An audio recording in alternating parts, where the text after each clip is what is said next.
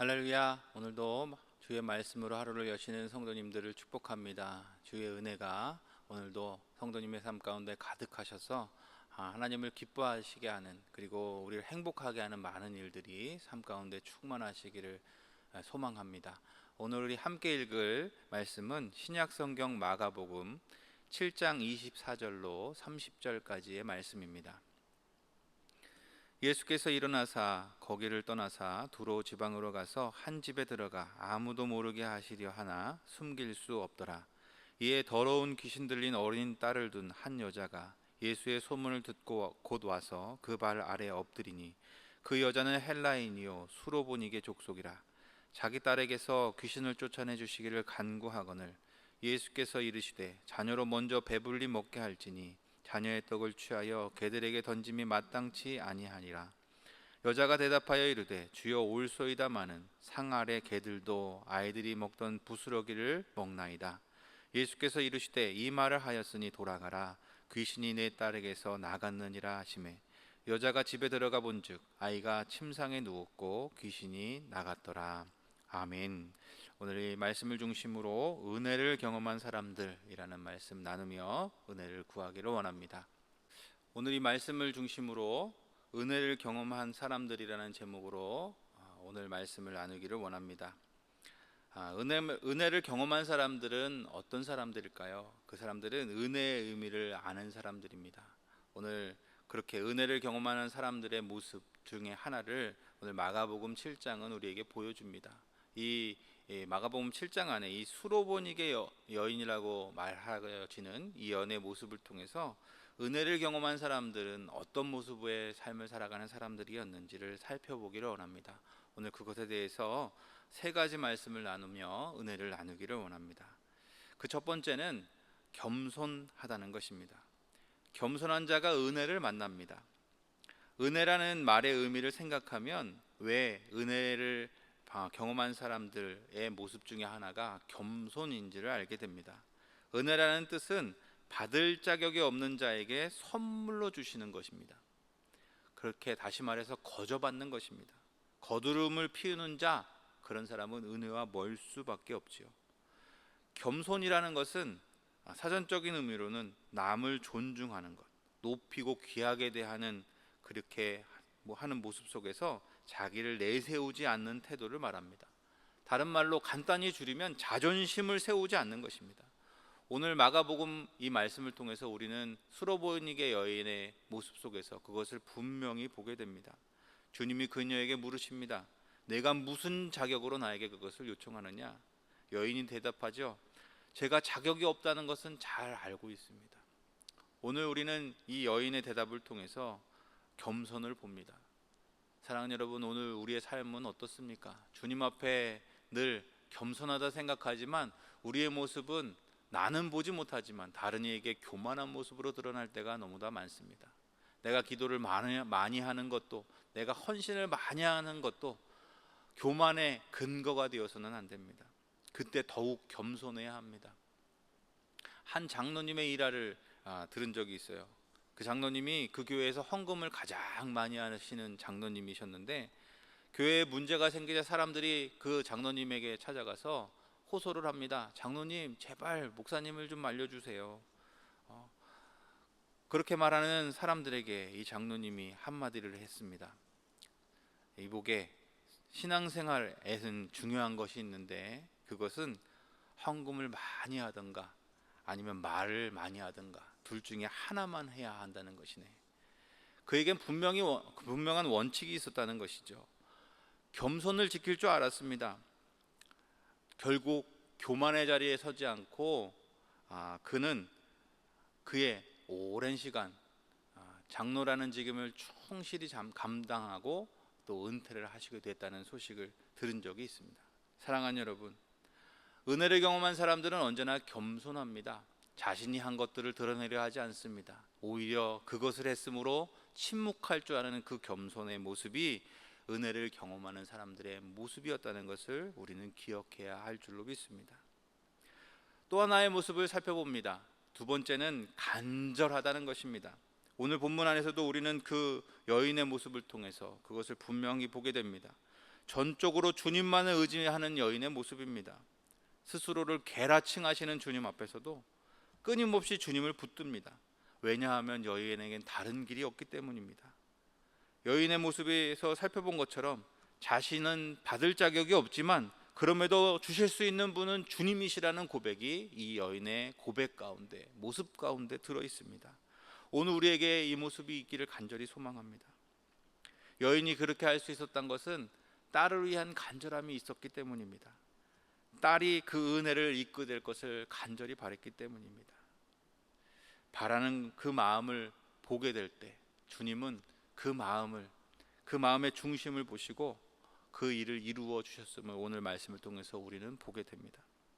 대부분의 사람들은 뭐뭐 했으면 좋겠다, 거기에 그치기가 쉽지요. 그러면 좋겠지, 그렇게 하면 좋지, 하지만 거기서 멈출 때가 많습니다. 그러나 뭐뭐 하면 좋지, 그렇게 말하는 사람들을 선뜻 돕기가 힘듭니다. 그 말이 도우려는 사람을 머뭇거리게 하고 망설이게 하고 도우려는 그 마음을 멈추게 하기 때문입니다. 그러나 무언가를 이루는 사람은 늘 그것을 넘어서는 간절함이 있습니다. 바로 오늘 수로보니게 여인과 같습니다.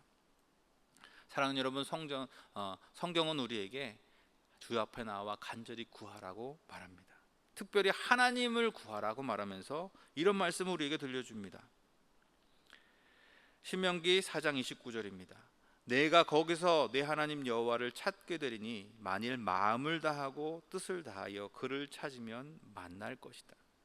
잠언 2장 4절입니다. 은을 구하는 것 같이 그것을 구하며 감추어진 보배를 찾는 것 같이 그것을 찾으면 여호와 경외하기를 깨달으며 하나님을 알게 될 것이다. 하나님을 만나게 되고 하나님을 알게 된다는 것입니다. 사랑하는 여러분, 오늘 이렇게 간절한 마음이 우리 마음에 샘솟기를 간절히 소망합니다. 그래서 은혜를 경험하는 삶을 살아가는 복된 성도가 될 수 있기를 소망합니다. 마지막으로 세 번째, 은혜를 경험한 사람의 모습은 온전히 신뢰하는 모습이라는 것입니다. 온전히 신뢰할 때 은혜를 누리게 됩니다. 오늘 말씀에 이 여자도 주의 말씀을 온전히 신뢰했습니다. 주님은 단지 어떤 행동을 취하신 것이 아니라 말씀하셨을 뿐이죠. 귀신이 내 딸에게서 나갔느니라. 이 말을 하였으니 귀신이 내 딸에게서 나갔느니라. 그 말 한마디를 하셨을 뿐임에도 이 여인은 주님을 온전히 신뢰하고 집으로 돌아갑니다. 그때 집에 돌아가 본즉 아이가 침상에 누웠고 귀신이 나갔더라고 오늘 말씀은 기록하고 있습니다. 온전한 신뢰, 그 믿음 가운데 하나님은 역사를 이루시는 줄로 믿습니다. 우리가 어떻게 주님을 신뢰해야 할까요? 왜 주님을 신뢰해야 해? 이럴 때 우리는 어떤 대답을 할 수 있을까요? 스스로의 대답을 한번 찾아볼 수 있기를 원합니다. 한 솜씨 좋은 자동차 정비 기술자가 있었습니다. 그가 자신의 기술을 자랑하고 싶어서 더 이상은 쓸 수 없는 차를 구입해서 고쳐서 그것을 타고 다녔습니다. 내가 이런 차를 고칠 줄 아는 사람이야. 그렇게 자신의 실력을 자랑하는 그가 그 차를 타고 이제 장거리 여행을 떠나게 됐어요. 그런데 낯선 곳에 아무도 도와줄 수 없는 그런 곳에 이르렀을 때 차가 그만 멈춰버리고 맙니다. 그때 그는 그것을 고치려고 노력했지만 도저히 더 이상은 고칠 수가 없었어요. 그렇게 시간이 지나가고 있을 때 그것을 지나가던 차가 한 대 멈추었습니다. 그리고 노예 신사가 한 명이 내려와서 그 모습을 지켜보기 시작합니다. 한참이 지났고 고쳐질 그런 기미는 보이지 않았습니다. 그때 신사가 말하죠. 내가 그 차를 한번 볼 수 있습니까? 아주 그 신사를 무시하는 투로 이 정비사가 말하죠. 내가 1급 기사입니다. 그리고는 다시 고치기 시작했습니다. 그러나 시간만 갈 뿐 고쳐지진 않았습니다. 결국 어쩔 수 없어서 한번 해볼 수 있으면 해보라는 듯이 차를 가리켰죠. 그랬더니 그 노신사가 그 차로 다가가서 그 엔진의 여러 곳을 이렇게 만지더니만 차에 들어가서 시동을 걸어보라고 이야기했습니다. 그랬더니 놀랍게도 그 차에 시동이 걸렸어요. 놀란 정비기사가 말합니다. 아니 어떻게 1급 기사인 나는 이룰 수 없는 일을 당신이 이렇게 쉽게 이루었습니까? 그 노신사가 이렇게 대답했습니다. 내가 당신이 고쳤던 이 차를 설계하고 만들었던 헨리 포드입니다. 누구도 지은 사람을 넘어설 수 없습니다. 오늘 우리가 주님을 온전히 신뢰해야 하는 이유입니다. 다른 이유가 필요하지 않습니다. 나를 지으시고 만든 그분의 음성, 그 음성을 온전히 신뢰하는 것보다 더 분명하고 확실한 것은 없기 때문입니다. 사랑하는 성도 여러분, 오늘 우리에게 이 온전한 신뢰, 주를 향한 이 온전함이 있기를 간절히 소망합니다. 오늘 말씀을 통해서 우리는 은혜를 경험한 사람들의 모습을 봅니다. 그들은 겸손했습니다. 그들은 간절했습니다. 그리고 주님을 온전히 신뢰하는 신뢰가 있었습니다.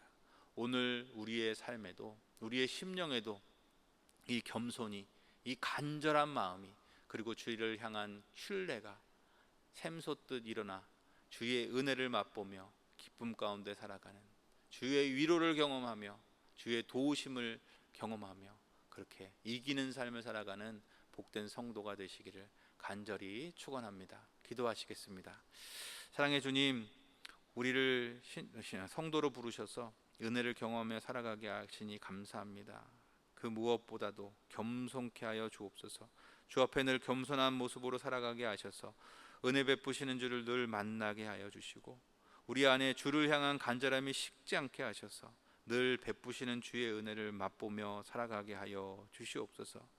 우리 안에 주를 믿는 그 온전한 신뢰가 있게 하셔서 항상 흔들리지 않는 믿음 가운데 거하게 하시고, 주의 지키시는 손과 은혜 가운데 살아가는 복된 성도가 되게 하여 주옵소서.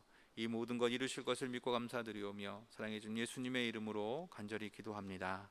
아멘.